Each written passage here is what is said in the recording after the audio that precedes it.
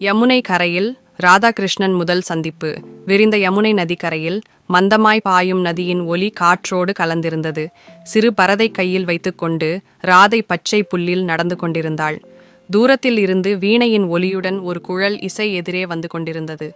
ராதாவின் கண்கள் கண்ணனை பார்த்ததும் நேரடியாக பொருந்தியது. கண்ணன் வண்ண சால்வையுடன் கூடிய அற்புதமான புரளியில் தோன்றினார்.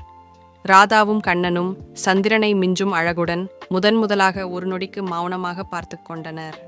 யமுனை நதி இருவரின் சந்திப்பின் சாட்சியாக மெல்ல ஓடியது. யார் நீர் என்ற ராதாவின் சத்தம் காற்றில் இசையாக மாறியது. உன் ஆழம் உள்ள கர்ணன் என்றார் கண்ணன் ஒரு சிறு சிரிப்புடன்.